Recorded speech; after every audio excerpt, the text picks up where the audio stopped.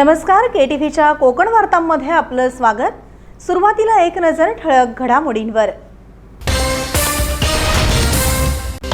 एकजूट महाराष्ट्राची संकल्पना विकासाची या ब्रीदवाक्यानुसार आम्ही येणाऱ्या निवडणुकीला सामोरे जाणार आणि विजयी होणार। राज्य उत्पादन शुल्क विभागाचे मंत्री शंभूराज देसाई यांनी व्यक्त केला विश्वास। कागदी विमानं उडवणारी रत्नागिरीची शिवानी आता घेणार विमानातून आकाश भरारी। एकच मिशन जुनी पेन्शन अशा घोषणा देत शिक्षक आणि कर्मचाऱ्यांचा रत्नागिरीत निघाला जन आक्रोश मोर्चा। आणि नेपाळी खलाशी आणि परराज्यातील येणाऱ्या कामगारांची नोंद पोलीस ठाण्यात करणं आवश्यक। जिल्हा पोलीस अधीक्षक धनंजय कुलकर्णी यांचं आवाहन।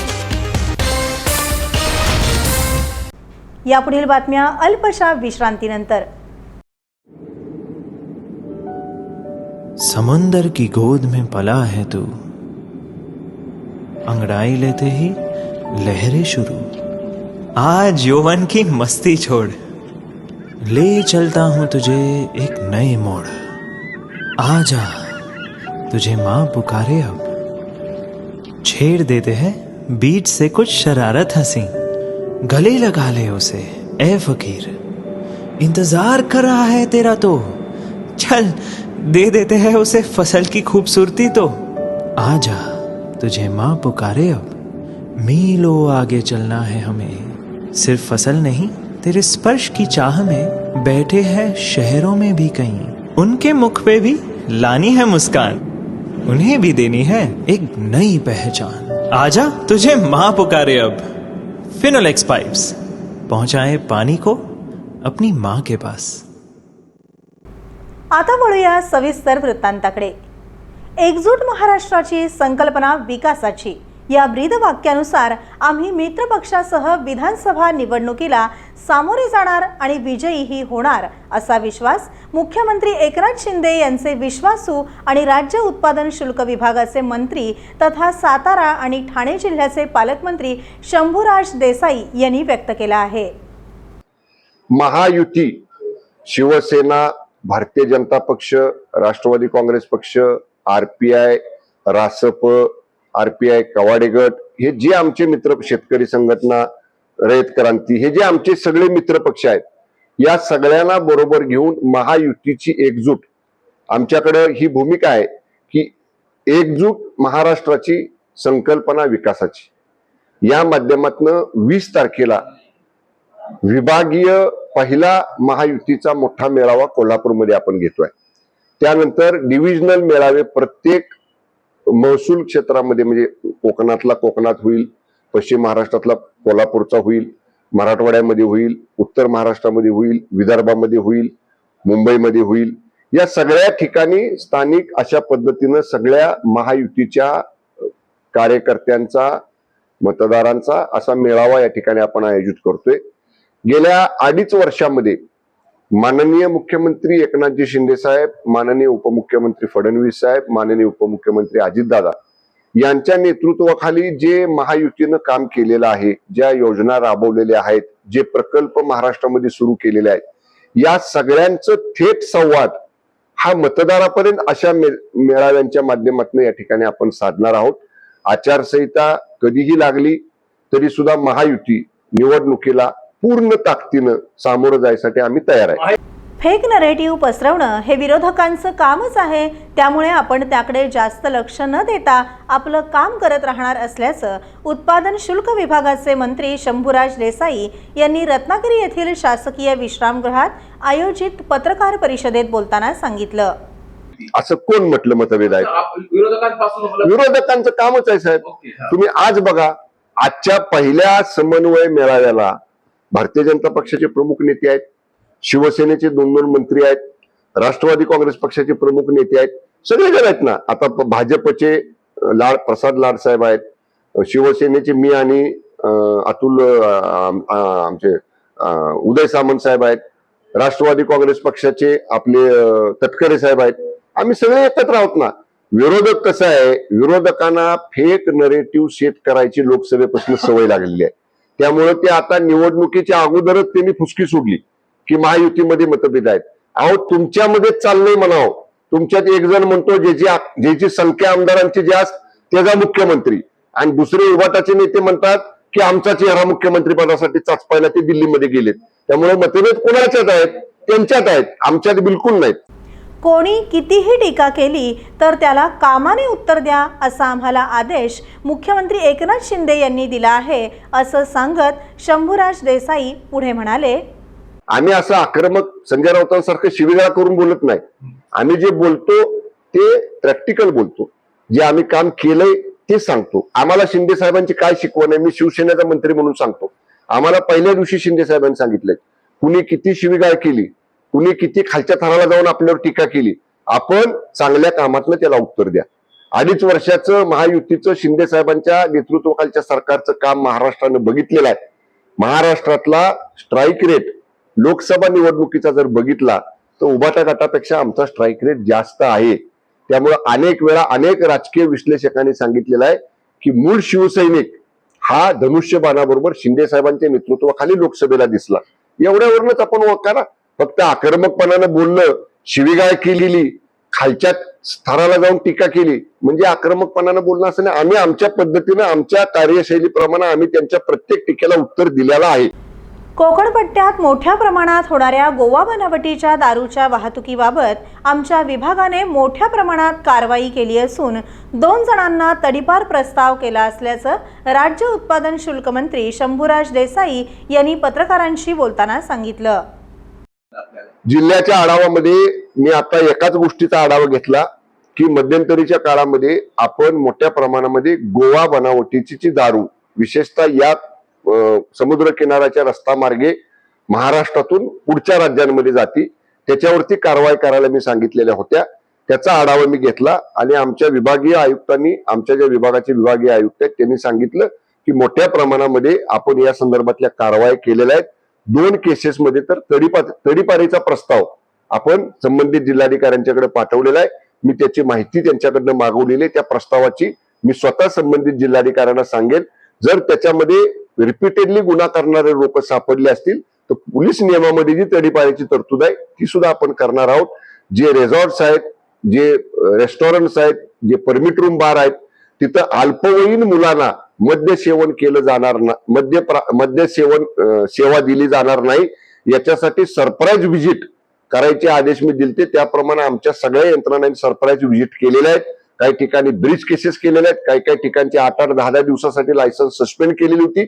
या सगळ्या गोष्टीचा आढावा मी घेतला. विभागाला जे आदेश राज्यस्तरावरनं मी दिले होते त्याप्रमाणे विभाग कठोर कारवाई सगळ्या अनियमित प्रकरणांवर करतोय. रत्नागिरीची पहिली महिला पायलट म्हणून मान मिळवलेली कॅप्टन शिवानी सुबोध नागवेकर आता प्रत्यक्षात कामावर रुजू होणार आहे. यावेळी शिवानीनं आपण जे ठरवतो त्याला आपण 100% योगदान दिलं तर आपण नक्कीच यशस्वी होतो असं सांगितलं. माझं नाव शिवानी नागवेकर आहे. मी माझा हा प्रवास 2019 स्टार्ट केला. आता 2024 म्हणजे जवळजवळ 5 वर्ष लागली मला. आणि आता मी इंडिगोमध्ये कामाला लागले आणि माझा बेस चेन्नई आहे. या पूर्ण प्रवासामध्ये मला माझ्या आईबाबांनी आणि माझ्या बाकीच्या रिलेटिव्सने खूप सपोर्ट केला आणि मी त्याच्याबद्दल खूप थँकफुल. मी सगळ्यांना हाच संदेश देईन की तुम्ही स्वप्न बघायचे कधीही थांबवू नका. तुम्ही जे ठरवलं आहे त्या गोष्टीसाठी आपला 100% द्या आणि तुम्हाला सक्सेस नक्कीच मिळेल. आणि असं कुठलंही प्रोफेशन नाही आहे ज्याच्यामध्ये फक्त मुलंच जाऊ शकतात किंवा फक्त मुली जाऊ शकतात. मला सुद्धा असं सांगितलं होतं की हा प्रोफेशन खूप मेल ओरिएंटेड आहे, पण तरीसुद्धा त्याच्यात मी सुद्धा सक्सेसफुल झाले कारण मी माझं 100% दिलं त्या ह्याच्यामध्ये. 2022 साली पायलट बनलेल्या शिवानीला लहानपणापासूनच विमानाची आवड होती. आपल्या आवडीलाच तिने आपलं करिअर बनवलं आणि लहानपणी आवडीने कागदी विमानं उडवणारी शिवानी आता खरोखर पायलट झाली असल्याचं शिवानीचे आजोबा भाई विलणकर यांनी सांगितलं. माझं नाव श्रीकृष्ण हरिश्चंद्र विलणकर, भाई विलणकर या नावाने मला ओळखतात. आज ही माझी नात पायलट झाली, आज ती सक्सेस झाली. पण त्याच्यामागे तिचा एक निर्धार होता की मी पायलटच होणार, मला पायलटच व्हायचं आहे. लहानपणी पण तिच्या अंगात गुण असे होते की ती कागदाची विमानं उडवत राहायची. इतकी तिला त्या विमानाचं आकर्षण होतं आणि ते होतं. आणि नंतर तिने जेव्हा शिक्षण आपलं ग्रॅज्युएशन झालं ते आपल्या आईवडिलांनी हट्ट करून सांगली मला पायलटच व्हायचं आहे. ते आईवडील म्हणून आपल्याला तो खर्च बाबा झेपणार नाही, ते मला ते काय माहीत नाही, मी ते पायलट होणार. तरी पण नाही, त्यांनी इंजिनियरला त्यांनी तिला प्रवेश करून दिला नाही. पण तिचं काय तिकडे लक्ष लागत नव्हतं. ते इंजिनियर बंद करायचं असेल तर मला पायलट करा, नाही तर मला शिकायचं नाही, माझं शिक्षण बस झालं. इतकी जिद्दी ती आहे. आणि ह्या जिद्दीमुळे तिने आज खरोखरच आपल्याबरोबर आमचं संपूर्ण विलणकर कुटुंबियांचं सगळ्यांचं तिने नाव मोठं केलं आहे. शिवानी आता प्रोफेशनल पायलट म्हणून चेन्नई इथं विमान कंपनीत रुजू होणार आहे. तिच्या भावी कारकिर्दीसाठी RK डिजिटल केबल नेटवर्क आणि KTV न्यूज परिवारातर्फे हार्दिक शुभेच्छा.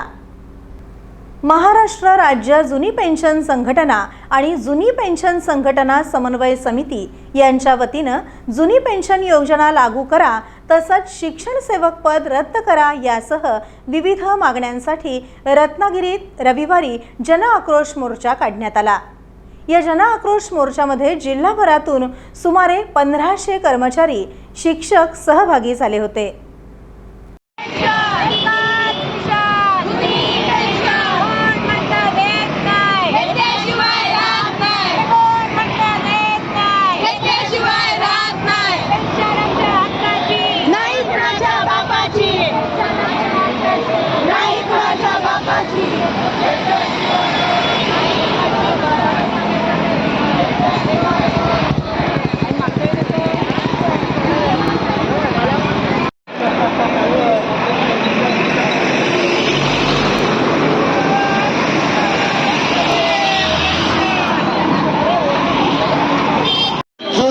अरे हक्क आमचा आहे,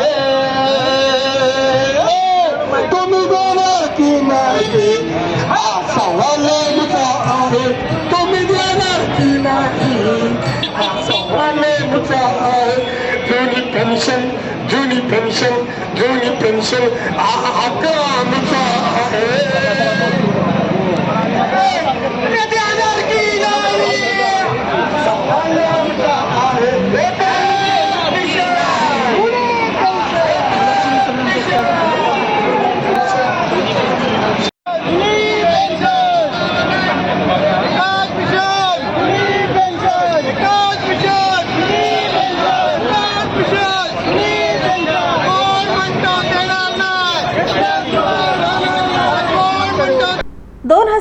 पासून असलेल्या सर्व कर्मचाऱ्यांना जुनी पेन्शन लागू करावी आणि विधानसभा निवडणुकीआधी त्याची घोषणा करावी अशी मागणी या जन आक्रोश मोर्चातर्फे करण्यात आली आहे. आज रत्नागिरी जिल्ह्यामध्ये महाराष्ट्र राज्य जुनी पेन्शन संघटनेच्या नेतृत्वामध्ये या ठिकाणी जुन्या पेन्शनसाठी महाआक्रोश मोर्चा सर्व शिक्षक संघटनांनी या ठिकाणी समन्वय समितीच्या माध्यमातून काढलेला आहे. आमची आजची प्रमुख जी मागणी आहे की 2005 नंतरच्या कर्मचाऱ्यांना सर्वांना सरसकट जुनी पेन्शन योजना लागू करावी. त्यासाठी शासनाने विधानसभेच्या अगोदर त्याची घोषणा करावी, नाहीतर भविष्यामध्ये ज्या निवडणुका आहेत त्यामध्ये सर्व सरकारी कर्मचारी वोट फॉर OPS ही योजना राबवतील. त्याचबरोबर जे नवीन शिक्षण सेवक किंवा कंत्राटी कामगार आहेत, कंत्राटी कर्मचारी आहेत, त्यांना देखील नियमित वेतन श्रेणी लागू करण्यात यावी, कारण त्यांची उर्वरित सेवा आहे ती फार अल्प प्रमाणात आहे. त्यांच्यासाठी देखील शासनाने कंत्राटीकरण रद्द करून त्यांना सरसकट नियमित वेतन श्रेणी लागू करावी, ह्या आजच्या प्रामुख्याने मागण्या आहेत. तसंच संच मान्यता आहे, BLOची कामे शिक्षकावर लादली जातात, ही देखील कामं आमच्या शासनाने प्रामुख्याने दूर करावीत. अशा अनेक मागण्या घेऊन आम्ही आज जिल्हाधिकारी कार्यालयावरती आमचा महाआक्रोश मोर्चा आम्ही काढलेला आहे.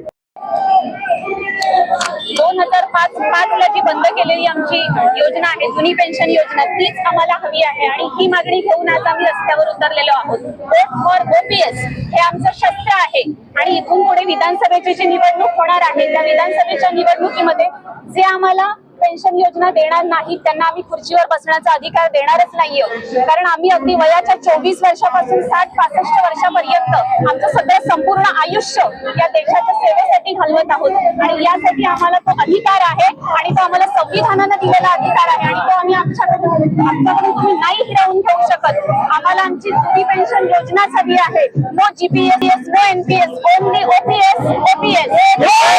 रत्नागिरी येथील माळनाका ते जिल्हाधिकारी कार्यालयापर्यंत काढण्यात आलेल्या मोर्चामध्ये पेन्शनसाठी भजनं, गोंधळ, भारूड, गाऱ्हाणं घालत आणि घोषणाबाजी करून शिक्षक कर्मचाऱ्यांनी परिसर दणाणून सोडला.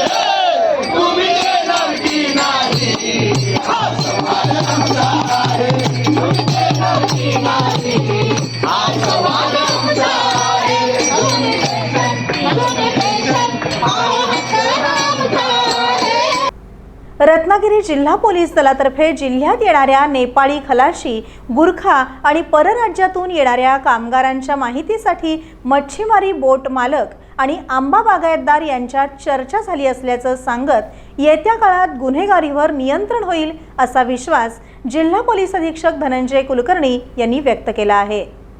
रत्नागिरी जिल्हा पोलीस दलाच्या वतीनं आज एक बैठक आपण जिल्हाभरामध्ये आयोजित केली होती, ज्याच्यामध्ये आपल्याकडं जी मच्छीमारी सुरू होते 1 सप्टेंबरपासून जिल्हाभरामध्ये व्यावसायिक मच्छीमारी सुरू होते आणि त्यासाठी येणारे जे नेपाळी खलाशी असतात त्यांची जी माहिती आहे ती पोलीस ठाण्यांकडे असणं गरजेचं असतं. मागील अनुभव पाहता अनेक ठिकाणी असं लक्षात आलं की नेपाळी जे खलाशी आहेत किंवा आंबा बागायतीमध्ये काम करणारे जे काही कामगार आहेत नेपाळी, ह्या लोकांच्याकडनं गुन्हेगारी कृत्य होतात किंवा त्यांच्या बाबतीत काही गुन्हे घडले जातात आणि त्यांची माहिती आपल्याकडे नसल्यामुळे बऱ्याचदा गुन्हे तपासायला अडचणी होतात. या ठिकाणी जिल्ह्याभरातले सर्व आंबा बागायतदार, सर्व बोटींचे मालक, मच्छीमार सोसायटीचे अध्यक्ष यांना या ठिकाणी बोलवलं होतं. त्याचबरोबर जिल्हाभरातील सर्व जी पोलीस ठाणे आहेत तिथूनसुद्धा ऑनलाईन पद्धतीने जवळपास 1,500 लोक जे आहेत, नागरिक आहेत, या बैठकीमध्ये सहभागी झाले. त्याच्यामध्ये अतिशय सांगोपांग अशा प्रकारची चर्चा त्या संदर्भात झालेली आहे. त्यांनीसुद्धा काही मुद्दे या ठिकाणी मांडलेले आहेत आणि त्याचासुद्धा आम्ही या ठिकाणी नक्कीच पुढील याच्यामध्ये उपयोग करणार आहोत, त्याच्यावर उपाययोजना करणार आहोत. या ठिकाणी आमच्याकडनं सगळ्यात महत्त्वाची सूचना त्यांना करण्यात आली, अशा प्रकारच्या नेपाळी लोकांची माहिती पोलीस पाटील किंवा त्या ठिकाणचे पोलीस स्टेशन्स आहेत त्यांना दिली पाहिजे आणि त्याच्याबद्दलची एक मोहीम आपण सुरू करतो आहोत, जेणेकरून कुठल्या प्रकारचं गुन्हा जिल्ह्यामध्ये अशा लोकांच्याकडे होणार नाही. त्याचबरोबर आपल्याकडे जे काही चेरेखाने आहेत, चेरेखान्यावर काम करणारे जे लोक आहेत ते परराज्यातून येतात किंवा बाहेर जिल्ह्यातून येतात, त्यांचीसुद्धा माहिती आपल्याकडे असणं गरजेचं आहे. त्याबद्दलची सविस्तर चर्चा या ठिकाणी झाली आहे आणि त्याला अतिशय उत्तम अशा प्रकारचा प्रतिसाद सर्वांनी दिला आहे आणि मला वाटतं त्याचे पुढील काळामध्ये अतिशय चांगल्या प्रकारचे संदर्भ आपल्याला दिसतील, उपयोग झालेला दिसेल आणि गुन्हेगारीवरती नियंत्रण निश्चितपणे येईल. पुन्हा एक नजर ठळक घडामोडींवर. एकजूट महाराष्ट्राची संकल्पना विकासाची या ब्रीदवाक्यानुसार आम्ही येणाऱ्या निवडणुकीला सामोरे जाणार आणि विजयी होणार. राज्य उत्पादन शुल्क विभागाचे मंत्री शंभूराज देसाई यांनी व्यक्त केला विश्वास. कागदी विमानं उडवणारी रत्नागिरीची शिवानी आता घेणार विमानातून आकाश भरारी. एकच मिशन जुनी पेन्शन अशा घोषणा देत शिक्षक आणि कर्मचाऱ्यांचा रत्नागिरीत निघाला जनआक्रोश मोर्चा. आणि नेपाळी खलाशी आणि परराज्यातील येणाऱ्या कामगारांची नोंद पोलीस ठाण्यात करणं आवश्यक. जिल्हा पोलीस अधीक्षक धनंजय कुलकर्णी यांचं आवाहन. यासोबतच हे बातमीपत्र संपलं. नमस्कार.